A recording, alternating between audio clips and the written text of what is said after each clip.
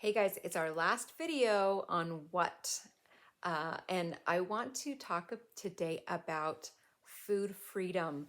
So the goal, the goal that we're going for with this whole thing is to move into food freedom, to stop being controlled by food and take back the control of our eating life, right? So I want to talk about what food freedom means to me. And then I want you to really think about what defines food freedom to you. What does food freedom look like to you? And see if you can articulate that and see if what we've been working on over these last 8 weeks has it helped you to move into a place of food freedom. And so for me, it looks like not stressing or obsessing about when, how much, or what to eat. It is knowing that I am free to eat whenever I'm hungry, and that I can choose to eat foods that nourish me as well as foods that I enjoy. And ideally, those are the same, um, but but some of each, right? Um, it means that food, it takes a back seat in my attention, that I'm not constantly thinking about food. When's the next time I get to eat, and obsessing over, am I hungry? It also, so hunger finds me. I'm got stuff to do and I'm doing it. And then, then physical hunger comes and I'm like, okay, let's go take care of that. And then we'll get back to the other things.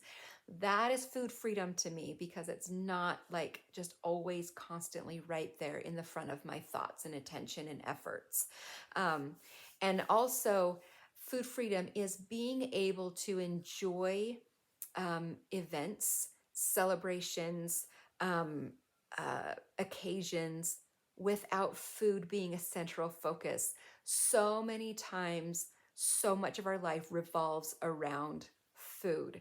And food freedom to me means that I can just go and enjoy the company or the activities or other things about what I'm doing without having to think, well, what food is going to be involved? Will there be food there?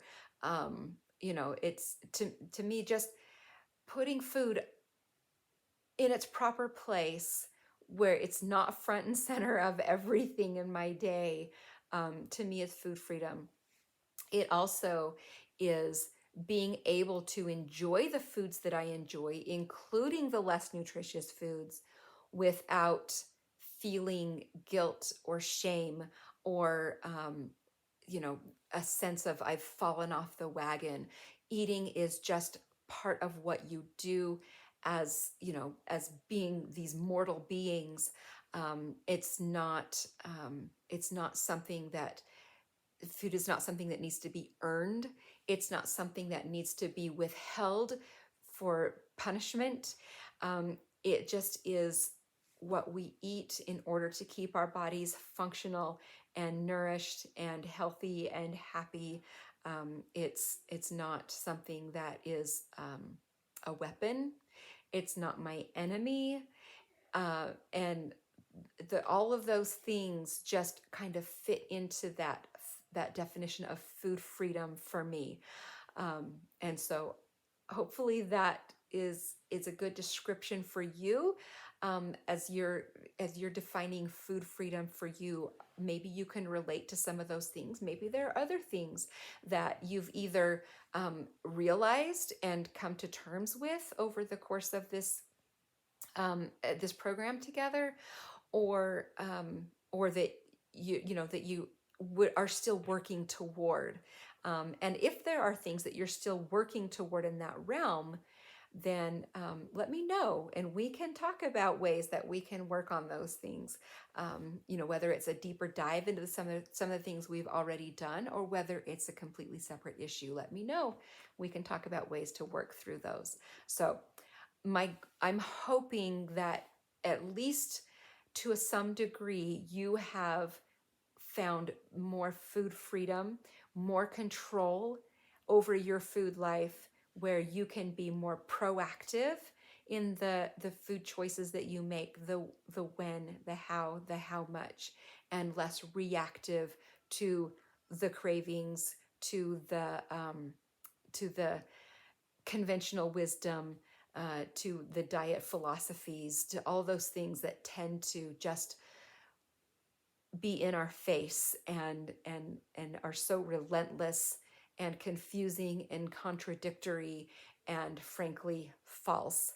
I hope that you found the ability to tune into your body and really being able to listen to it and what it's telling you, and finding freedom in that, that you don't have to be captive to what some other expert thinks you need, that you have the confidence to be able to listen and to your body and give it what it is telling you that it needs, in all facets, in the when, in the how much, and in the what.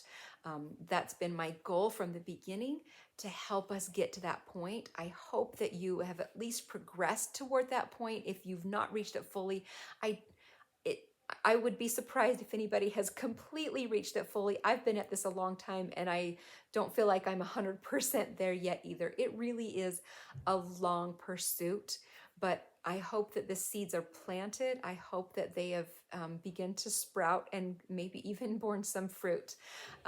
And so if they have, I would love that feedback. Just let me know.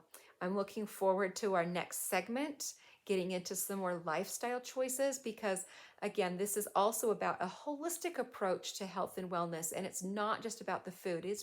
Food is a big part of it, but there's so much more that that governs how we feel, how we perform, and those lifestyle factors are part of that. So we're going to spend a week each on the 3 lifestyle factors, and then we'll have 1 week of recap, where we'll go over one a day to just kind of recap the principles that we've learned on those, as we kind of wrap this up. So it's been a great journey. I hope you've enjoyed it. I hope it's been valuable for you. I know it has been for me. I've thoroughly enjoyed it. I've been so inspired by what I've seen from your efforts and your results, and I hope that you have been as well. So let's keep going. I'm excited.